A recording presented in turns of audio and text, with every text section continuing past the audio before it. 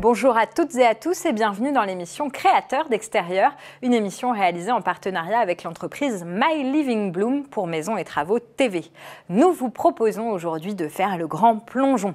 Une fois que l'on a décidé d'avoir une piscine, il faut non seulement choisir son emplacement dans le jardin, ses dimensions, son revêtement, mais aussi aménager ses abords. Faut-il créer une plage? Doit-on installer des margelles tout autour? Si oui, pour quels matériaux opter? Les réponses tout de suite.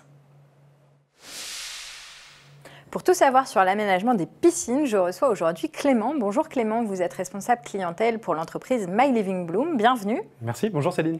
Et je reçois aussi Florane. Bonjour Florane, vous êtes spécialiste piscine. C'est ça. Première question, Clément, à quoi faut-il penser lorsqu'on souhaite aménager une piscine chez soi ? Alors, il faut penser à plusieurs choses. La première, c'est de penser à l'usage qu'on va faire de la piscine. Est-ce que c'est un usage purement loisir ou est-ce que c'est pour un usage plutôt sportif? Ça va déterminer la profondeur de la piscine, la taille et la forme qu'on va vouloir lui attribuer. Ensuite, il faut penser aussi à son exposition au sein de son jardin. Il faut qu'elle soit le mieux exposée possible forcément au soleil et le moins possible au vent. Donc là, il faut y prêter attention. Et ensuite, il faut aussi faire attention au positionnement de la piscine dans son jardin pour éviter les vis-à-vis directs avec le voisinage, mais également pour pouvoir surveiller le mieux possible les enfants lorsqu'ils sont en train de jouer, par exemple, dans la piscine.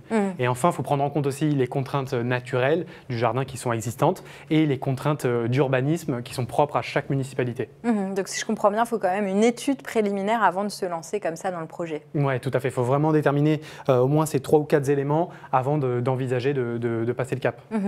Quels sont les revêtements intérieurs que l'on peut utiliser, employer, mettre en œuvre et qui soient à la fois esthétiques et pratiques ? Alors, il y a plusieurs revêtements possibles à l'intérieur de la piscine. Il y a ce qu'on appelle le liner. Et la tendance, c'est d'avoir un liner plus sombre qui va donner une eau plus turquoise. Donc là, on a des exemples. Et on a des liners un peu plus gris foncé, quasiment anthracite, qui vont donner une teinte un petit peu différente à l'eau de la piscine. Donc ça, c'est une tendance du moment. On a la même chose aussi avec le PVC armé. On a cette possibilité de jouer sur les matériaux et sur les couleurs. Donc la tendance, comme je le disais, c'est l'eau turquoise. Et autour de la piscine, on a de plus en plus des aménagements en terrasse bimatériaux en mixant le bois avec la pierre. Ça va donner un côté un peu plus esthétique et surtout un côté un peu chaleureux à l'extérieur. Et également, ça permet de couper les masses. Quand on a une grande terrasse, c'est toujours sympa de pouvoir la découper en plusieurs parties et ça donne un peu de cachet à la maison.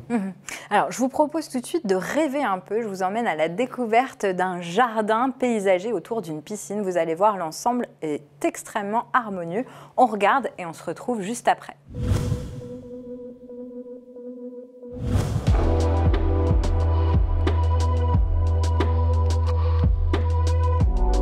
Je m'appelle Karine, ma famille et moi sommes installés en Touraine depuis une quinzaine d'années.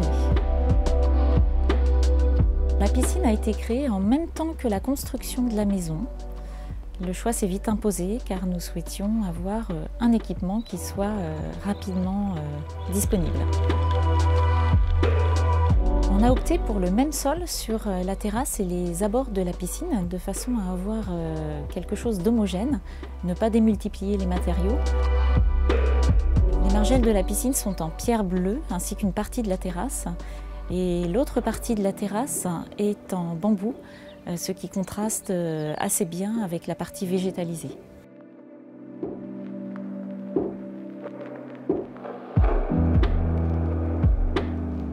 Le choix des matériaux naturels était important pour nous de façon à avoir une uniformité et ne pas avoir d'entretien spécifique.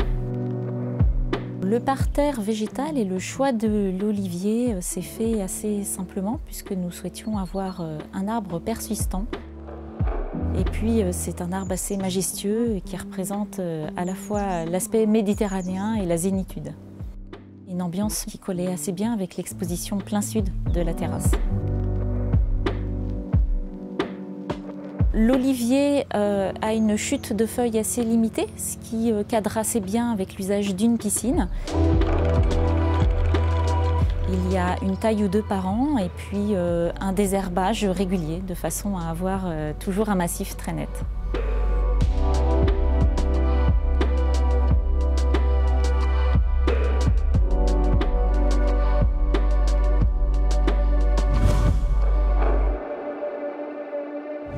Alors, on vient de le voir dans le reportage, le jardin, la piscine sont aussi beaux que la maison et tout se combine à la perfection. Qu'est-ce que vous retiendriez de cette réalisation, Clément ? Je pense que ce qu'il faut retenir, c'est l'harmonie globale. C'est-à-dire que l'aménagement du jardin, l'aménagement extérieur de manière globale, doit prendre en compte le bâti, l'existant, le mettre en valeur. Donc pour ça, il faut prendre en compte déjà les matériaux de la maison, il faut prendre en compte son année de construction, son style, pour pouvoir adapter l'aménagement extérieur. Bien entendu, il faut être créatif quand même. On ne peut pas avoir l'équivalent à l'extérieur. Mais par contre, il faut qu'il y ait une symbiose globale pour que l'ensemble soit harmonieux, soit homogène en fait. Un détail m'a interpellée, c'est cet olivier, magnifique olivier. Pourquoi est-il aussi près de la piscine ? L'olivier est très tendance aux abords d'une piscine. Pourquoi ? Parce qu'il amène un peu de cachet. C'est un arbre qui donne du vécu en fait, à l'extérieur. Et sur un aménagement contemporain surtout, c'est toujours agréable d'avoir une plante qui donne un petit peu d'héritage, un petit peu de cachet sur un aménagement. Donc c'est quelque chose qu'on retrouve régulièrement aux abords d'une piscine, effectivement. Et les plus observateurs remarqueront qu'il est dans un bac. Pourquoi ? Alors, il est souvent placé en hauteur. Pourquoi ? Parce que quand il est en pleine terre, on prend le risque du pourrissement des racines avec l'excès d'eau. Donc, c'est mieux de le mettre en hauteur, surtout aux abords d'une piscine. Donc, il y a une vraie raison à ce bac autour de l'olivier. Et autres végétaux qu'on peut implanter comme ça autour de sa piscine, à part l'olivier ? Alors, plein de choses. Il faut quand même prendre en compte une chose, c'est les feuilles qui peuvent se détacher des végétaux. Donc, il faut bien choisir ces végétaux, autour d'une piscine surtout.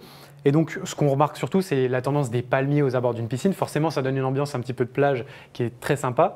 On peut penser aussi aux graminées et aux graminées vivaces qui vont donner un côté un petit peu plus sauvage à l'aménagement. Donc on peut construire un massif dans une sorte avec des végétaux qui paraissent structurés, déstructurés, qui peuvent donner un côté sauvage à l'aménagement de la piscine. Pour aller plus loin dans ce projet, je vous propose tout simplement d'écouter le commentaire du professionnel qui est intervenu sur place. On l'écoute et on se retrouve juste après. Geoffrey Fourier, paysagiste en Indre-et-Loire. L'eau apaise dans un jardin, l'eau apporte de la fraîcheur, le bruit de l'eau soulève les rêves et l'imagination. Autour d'une piscine, il faut privilégier la végétalisation. Il faut privilégier également un espace d'ombrage pour s'y reposer et contempler paisiblement son jardin. La végétalisation va apporter un côté naturel et réconfortant. C'est important pour donner de la couleur, du volume autour d'une piscine et la végétalisation persistante qui donne de la vie à l'espace autour d'une piscine en période hivernale. Un bassin et une fontaine nécessitent peu d'entretien. Il faut laisser vivre ces espaces naturellement. L'entretien se fait par les plantes aquatiques. Il faut seulement diviser ces plantes une fois par an. Alors, avoir une piscine, c'est somptueux, c'est magnifique, mais ça peut aussi faire peur aux particuliers, notamment sur cette question de l'entretien de la piscine. Est-ce que vous pourriez nous présenter les solutions, les équipements qui existent pour finalement simplifier l'entretien d'une piscine ? Alors, il existe aujourd'hui des appareils automatisés qui vont pouvoir doser seuls les produits qu'il faut pour équilibrer l'eau de la piscine.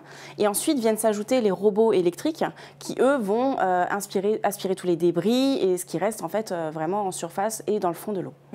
Je crois que vous êtes venu avec un modèle de robot. Est-ce que vous pourriez nous le présenter ? Voilà, vous allez le mettre sur la table et puis nous dire un petit peu quelles sont ses particularités, ses spécificités techniques. Alors, ce type de robot permet de nettoyer des piscines qui vont jusqu'à une longueur de 12 mètres. Il nettoie à la fois le fond, les parois et la ligne d'eau de la piscine.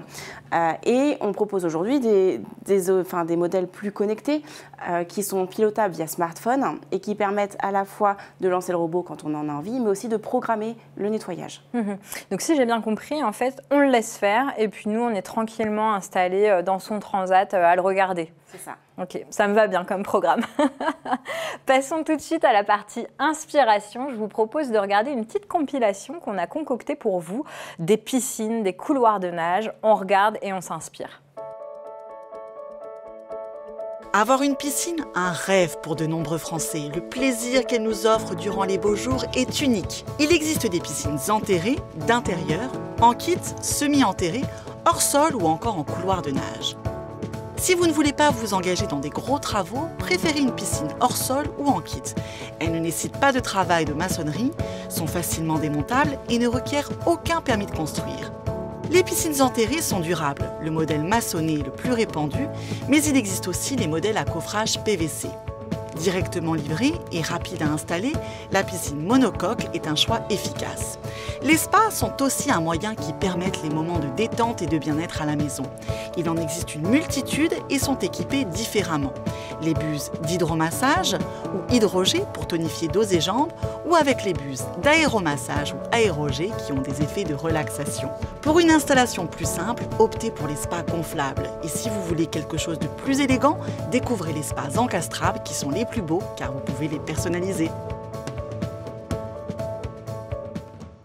Il y a un véritable engouement pour les couloirs de nage. Est-ce que vous pourriez nous donner quelques avantages de ces couloirs de nage par rapport à une piscine traditionnelle ?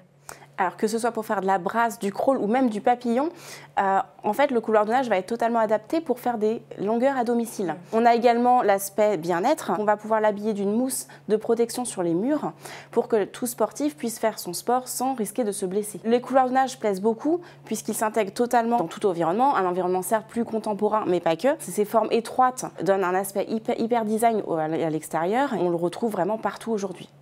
Même dans les endroits les plus exigus. Tout à fait, parce que ces formes étroites permettent vraiment de faire des choses assez sympas et super design. Merci beaucoup, merci pour toutes ces informations et ces renseignements. Merci à vous deux d'avoir été sur notre plateau aujourd'hui. Merci Céline. Merci à tous, on se retrouve très bientôt pour une prochaine émission Créateurs d'extérieur. En attendant, n'oubliez pas, tous les épisodes sont à voir et à revoir sur le site internet maison-travaux.fr.